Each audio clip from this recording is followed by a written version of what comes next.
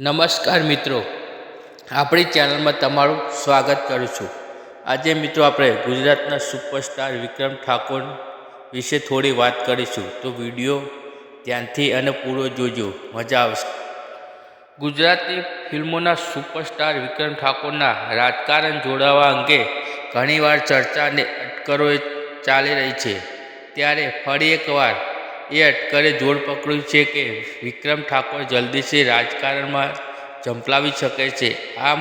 આ વાતને લઈ વિક્રમ ઠાકોરે પોતે એક મોટી વાત કહી હતી મિત્રો, તે વાત તમને આ વિડીયોમાં જોવા મળશે, તો વિડીયો તમે ધ્યાનથી અને પૂરો જોજો, વિડીયો સ્કીપ ના કરતા, કારણ કે વિડીયો તમે સ્કીપ કરશો તો આ માહિતી અધૂરી રહી જશે અને તમને મનની વાત મનમાં રહી જશે કે કારણ કે વિક્રમ ઠાકોર શું કહેવા માગે છે અને શું નથી કહેવા માગતા, તે તમે આ વિડીયોમાં ધ્યાનથી જુઓ તો તમને ખબર પડશે કે વિક્રમ ઠાકોર રાજકારણમાં જોડાવા માગે છે કે નહીં। તો મિત્રો જાણો, વિક્રમ ઠાકોર એ વાત તો સાચી જ છે કે ઉત્તર ગુજરાત સહિત ગુજરાતના અન્ય વિસ્તારોમાં પણ ગુજરાતી સુપરસ્ટાર વિક્રમ ઠાકોર ખૂબ જ બહોળું ફેન ફોલોવિંગ ધરાવે છે અને ઠાકોર સમાજમાં તેમનું વર્ચસ્વ હોવાથી એના કારણે અગાઉ પણ અનેકવાર તેમનું નામ વિવિધ રાજકીય પક્ષો સાથે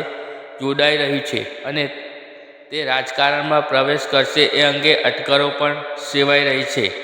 આ બધા વચ્ચે ગુજરાતી સિનેમાના લોકપ્રિય અભિનેતા વિક્રમ ઠાકોર શક્તિપીઠ અંબાજી ખાતે દર્શન કરવા પહોંચ્યા હતા। મંદિરમાં માતાજીની પૂજા અર્ચના કર્યા બાદ તેમણે મીડિયા સાથેની વાતચીતમાં પોતાની આવનારી ફિલ્મો અને ખાસ કરીને રાજકારણમાં જોડાવા અંગેની અટકળોને ખાસ કરીને સ્પષ્ટતા કરી હતી। તેમણે કહ્યું હતું કે અત્યારે હાલ મારી ફિલ્મો અને કેરિયરનું કરવું છે, અત્યારે હાલ મારે રાજકારણમાં જોડાવાની કંઈ ઉતાવળ નથી મિત્રો, અને પબ્લિક કહેશે તો પબ્લિકની સેવા માટે હું રાજકારણમાં જોડાઈશ, એવું તેમણે કહ્યું હતું મીડિયા સાથે। ઘણીવાર વિક્રમ ઠાકોર ગમે ત્યાં પણ જાય છે તો મીડિયાવાળા તેમને રાજકારણ અંગે પ્રશ્નો પૂછતા હોય છે કે વિક્રમભાઈ તમે કઈ પાર્ટીમાં જોડાવાના છો। મિત્રો વિક્રમ ઠાકોર અત્યારે હાલ તો કોઈ સ્પષ્ટ કર્યું નથી કે હું કઈ પાર્ટીમાં જોડાવાનો છું। અત્યારે હાલ તો તેમણે ગુજરાતી ઇન્ડસ્ટ્રી ઉપર લાવવા માટે મહેનત કરતા રહેવાનું જણાવ્યું હતું અને ગુજરાતી ફિલ્મો સારી લાવતા રહેશે એવી વાતો પણ કરે છે। વિક્રમ ઠાકોરે ચૂંટણી લડવા અંગે શું કહ્યું તે તેમણે વિક્રમ ઠાકોરે અંબાજીના દર્શન કર્યા હતા ત્યારે તેમણે તેમના રાજકારણમાં જોડાવા અંગે પ્રશ્નો પૂછ્યા હતા।